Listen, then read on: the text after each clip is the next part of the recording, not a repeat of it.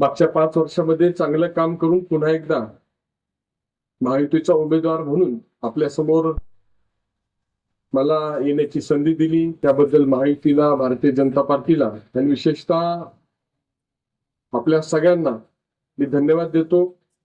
तुम्हाला धन्यवाद देण्याचं कारण असं आहे की आपल्या सगळ्यांच्या संघटित शक्तीची दखल घेऊन यावर्षी भारतीय जनता पार्टीनं मला पहिल्या यादीमध्ये उमेदवारी दिली. आणि दुसरे धन्यवाद तुम्हाला यासाठी आहे की महाविकास आघाडीची उमेदवारी सुद्धा तुमच्या संघटित शक्तीपुढे नमली आणि पहिल्या 3 याद्यामध्ये महाविकास आघाडीचा उमेदवार या मतदारसंघातला ठरू शकला नाही. कधी रात्री ठरणार, कधी पहाटे ठरणार, कधी दुपारी ठरणार, ह्या बातम्या आठवडाभर येत होत्या. आणि शेवटी ज्यांनी प्रामाणिक काम केलं त्यांच्यावर अन्याय करून आयात उमेदवार घेऊन महाविकास आघाडीला आपल्या समोर या निवडणुकीच्या निमित्तानं यावं लागले. 10 वर्ष काम केल्यानंतर सुदैवानं सगळ्या बाजूचं चांगलं काम करून आपल्या समोर मी उभा आहे, याचं मानसिक समाधान मला आहे. तुकाई मंदिरापासून अष्टविनायक मार्गापर्यंत सगळ्या बाजूनं या परिसरातील कामं झाली. चोकफुला पारगाव रस्ता होतोय. पूर्वी आपण जो पूल झुलता होता, हलता होता, तो स्थिर करण्याचं काम केलं. आता नळ पाणी पुरवठा योजना करतोय. पारगाव सबस्टेशनची आपण कॅपॅसिटी वाढवतोय. 22 फाट्याचं आपण काम केलं. बेबी कॅनलचं काम आपण जवळपास 250 कोटीचं हाती घेतलेलं आहे. ग्रामपंचायत कार्यालयाला निधी दिला. अंतर्गत रस्ते केले, स्मशानभूमीला पैसे दिले, सभामंडपाला पैसे दिले. आणि हे करत असताना पुनर्वसनासाठी सुद्धा जवळपास 1,22,00,000 रुपयाचं स्वतंत्र नियोजन आपण या कालावधीमध्ये केलं. आणि सगळ्याच बाजूनं पारगाव जोडण्याचा प्रयत्न मी केलेला आहे. एखादा अर्धा रस्ता राहिला असेल, उर्वरित जवळपास सगळे रस्ते मार्गी लावण्याचा प्रयत्न केला. अजून एक आनंदाची गोष्ट, या दिवाळीच्या पूर्वी आपण वाघोली, राहू, पारगाव आणि पारगाववरून येवत हे रस्त्याचं नियोजन केले. पूर्वी सुद्धा आपण हा रस्ता केला, परंतु डांबरीकरण आता खराब होण्याच्या आतच आपण लगेच कॉन्क्रिटीकरणाचा हा रस्ता जवळपास 409 कोटी रुपयाचा मंजूर केला. आणि त्या माध्यमातून पारगाव अजून मजबूतपणे रवाना जोडण्याचा प्रयत्न केलेला आहे. पारगावचं आणि माझ्या कुटुंबाचं जुनं नातं आहे, परंतु ह्या वर्षी एकावर एक फ्री आहे. म्हणजे पारगाव आहे, मी आहे आणि सोबत कमळ आहे. आणि कमळाचं आणि पारगावचं नातं खूप जुनं आहे. तेव्हा दुप्पट ताकदीनं तुम्हाला यावर्षी काम करावं लागेल. आपण चांगलं काम करून लोकांसमोर जातोय. माऊलींनी सांगितलं ते खरं आहे. संभ्रमावस्था निर्माण करण्याचा प्रयत्न समोरच्या मंडळींच्याकडून होतो. ज्यावेळी आपलं कर्तृत्व नसतं त्यावेळी आपण काही सांगू शकत नाही, त्यावेळी असा संभ्रम निर्माण केला जातो. माऊलींनी उत्तर दिलं. माऊली उत्तर देण्याच्या पात्रतेची सुद्धा समोरची मंडळी आहे का नाही याचा पहिला विचार करा. वेळ घालू नका. ते का करतात मी दुर्लक्ष करतो. त्यांच्यामध्ये क्षमता आहे, त्यांची कामकाजाची उंची त्यांनी वाढवावी. आपल्यामध्ये क्षमता आहे, आपल्या कामकाजाची उंची वाढवावी. दुसऱ्याची लाईन छोटी करण्यापेक्षा आपली लाईन मोठी करण्यावर विश्वास ठेवणारा मी कार्यकर्ता आहे. त्यामुळे सातत्यानं तुमच्या संपर्कात राहून काम करूनच तुमच्या समोर आलो. टीका करायचा प्रत्येकाला अधिकार आहे, ते कर्तव्य त्यांनी करावं. परंतु मी इथं येताना तुम्हाला सांगितलं की मी केलेल्या कामाची यादी घेऊनच तुम्हाला मतदान मागेल. माझ्यावर टीका करणाऱ्या पूर्वी समोरच्या मंडळींना माझं आव्हान आहे की या मतदारसंघासाठी तुम्ही कित्येक वर्ष काम करता, तुमचं योगदान काय, तुम्ही लोकांसाठी काय केलं हे आधी सांगा आणि मग आमच्यावर टीका करा.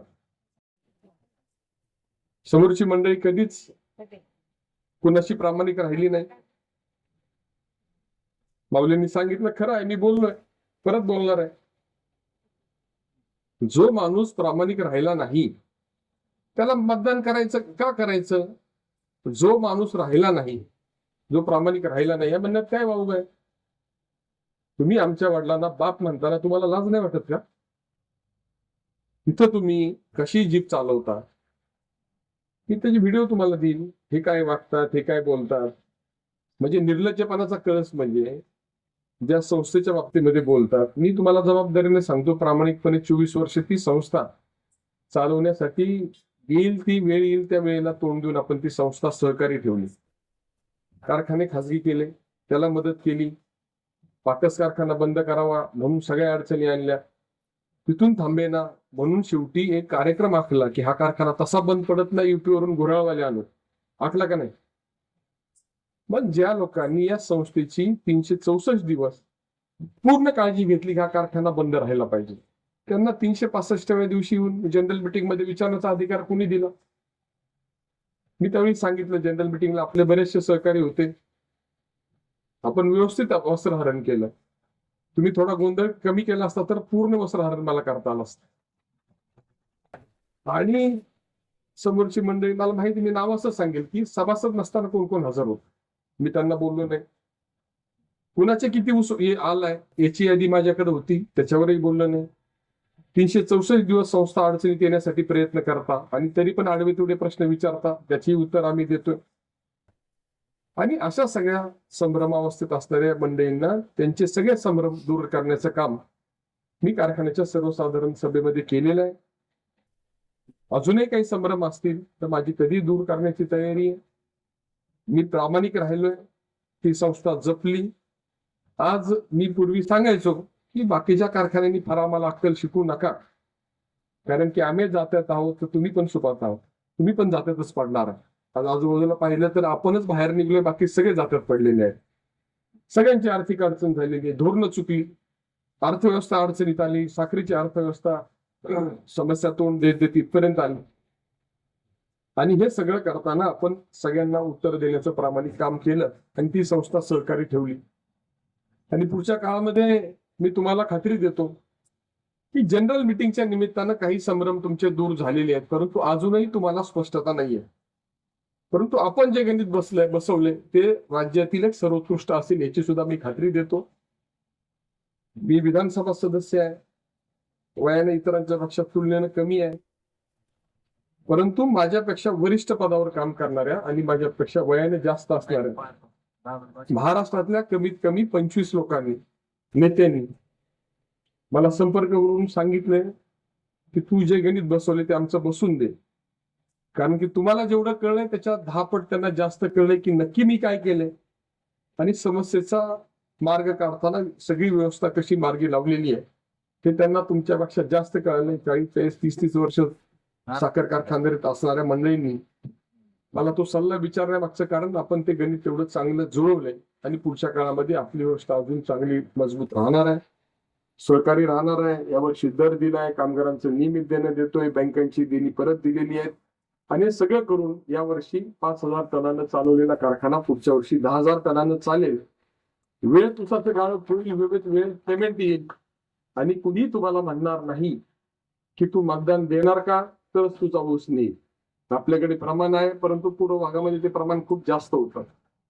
या सगळ्यातून सुटका होत असताना सरासरी मला आनंद आहे की 400 ते 500 रुपये दर हा प्रत्येकाला, शेतकऱ्याला पाटस कारखाना सुरू झाला म्हणून वाढून मिळाला.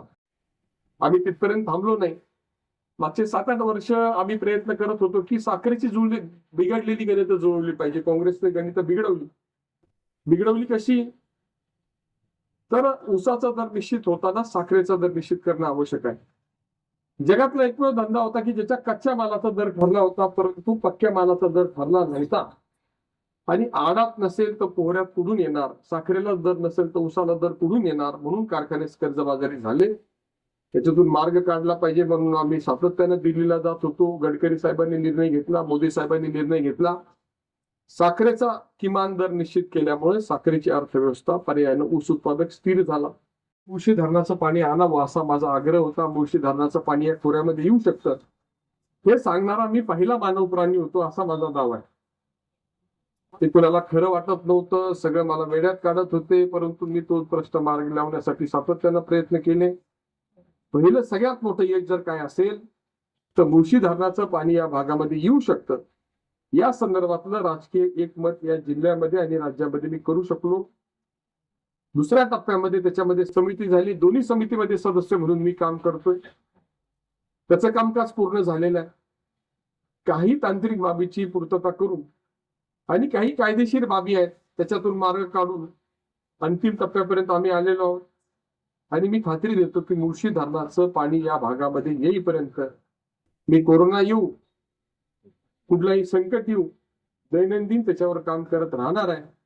मी सगळ्यांना सुखदुःखामध्ये भेटत असतो. 10वीला जाता नाही आलं तर घरी जाऊन सांत्वन करत असतो. लग्नाला वेळेवर येता नाही आलं, उशिरा येण्याचा प्रयत्न करत असतो.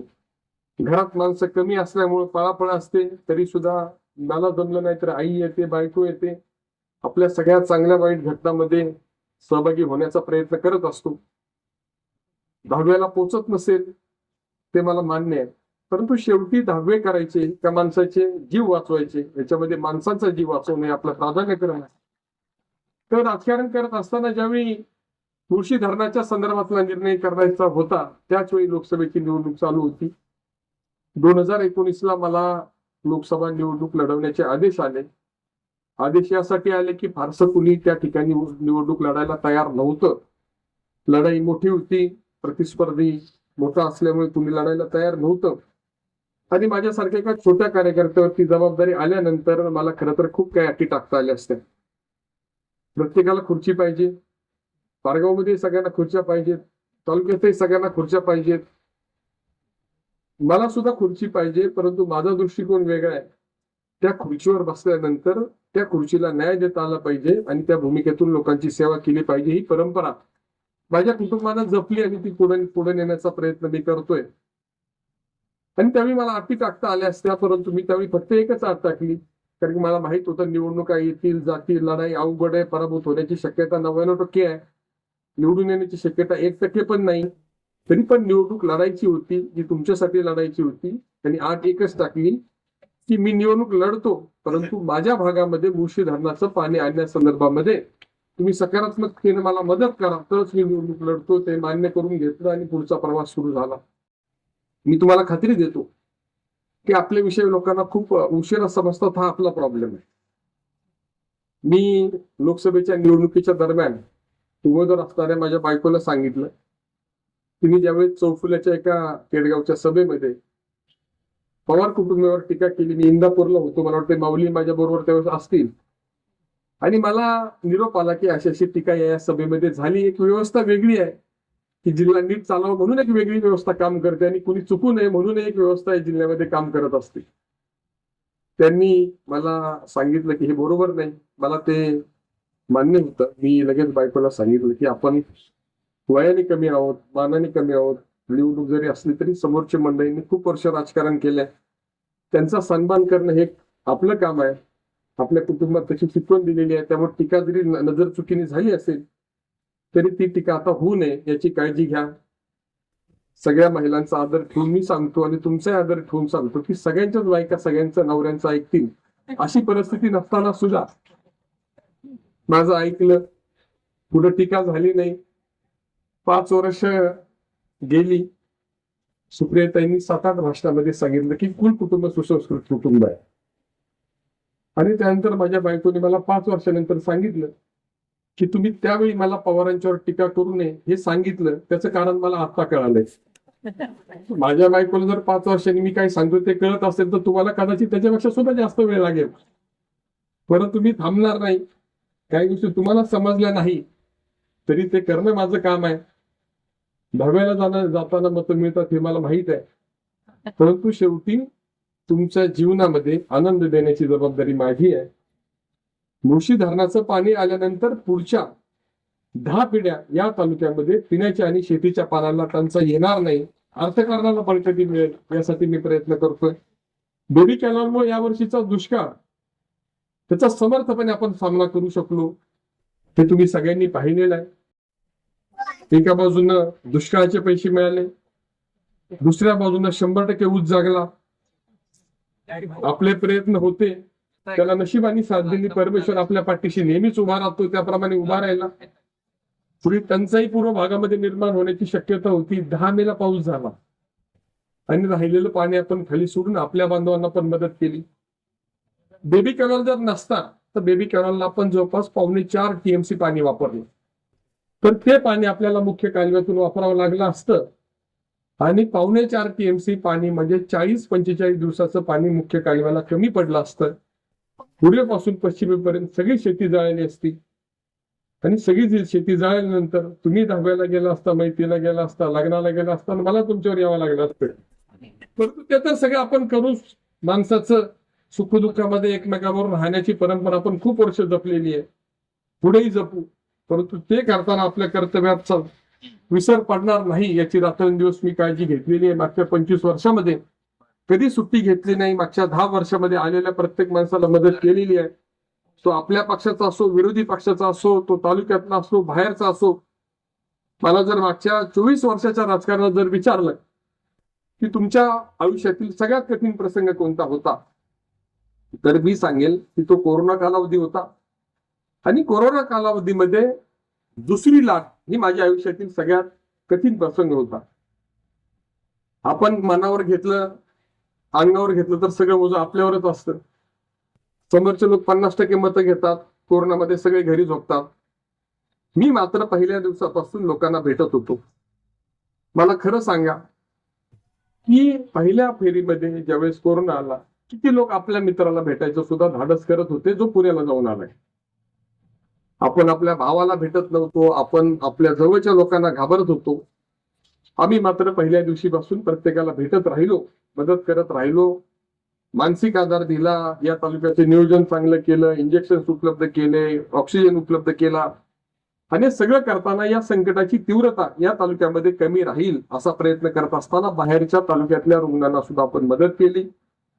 कोरोना कालावधीमध्ये दौंड ग्रामीण रुग्णालय, यवत ग्रामीण रुग्णालय, चौफुल्याचं आपलं सेंटर या माध्यमातून जवळपास 5,000 रुग्णांना आपण निशुल्क मदत करून या तालुक्यातील कोरोनाचा अतिशय चांगला सामना केला.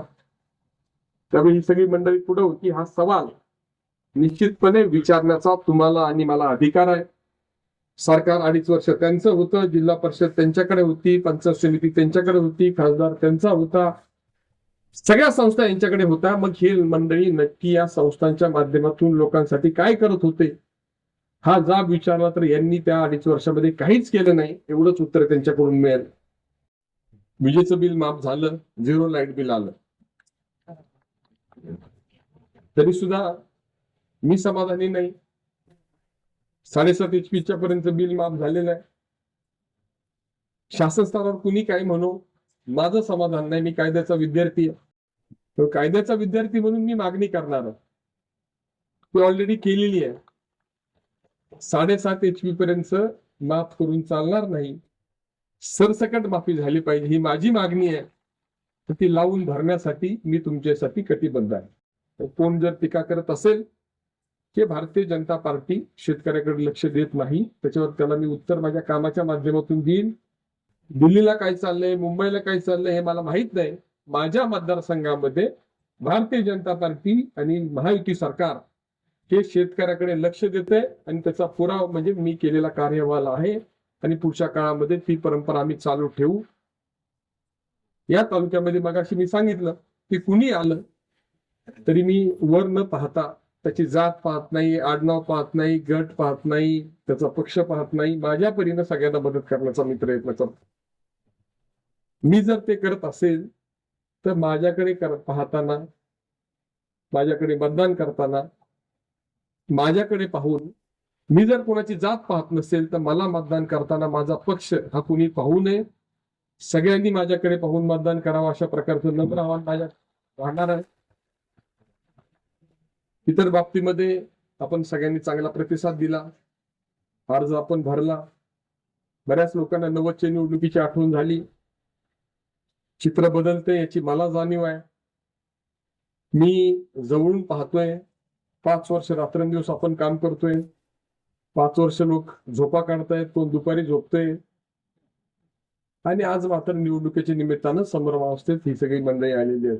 ती परत सांगतो, जो माणूस कैलासवासी सुभाष अण्णांशी प्रामाणिक राहिला नाही हे जवळच्या लोकांना माहिती आहे. ते कसं झालं, काय घडलं याच्यावर मी कधी जाहीर बोललो नाही. बोलायची गरज असेल तर बोलेल, पण मी कधीच बोलण्यात आवश्यक मला वाटलं नाही. परंतु समोरचे उमेदवार कैलासवासी सुभाष अण्णांशी प्रामाणिक राहिले नाही. नंतरच्या काळामध्ये हे काँग्रेसमध्ये गेले.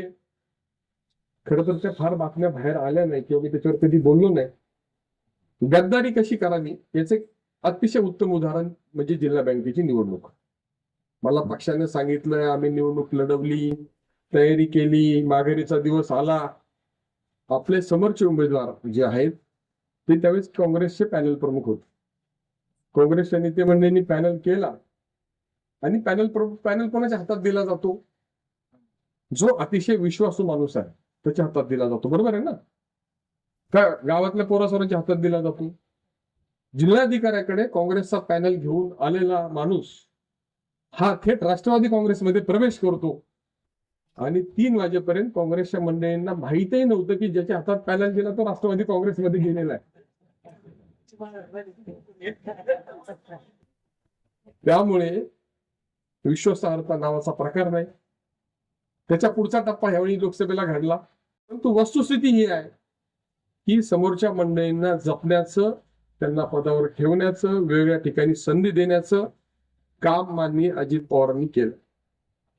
पण अजित पवारांचा सुद्धा विश्वासघात त्यांनी लोकसभेला केल्या. विश्वासघात करून थांबले नाही.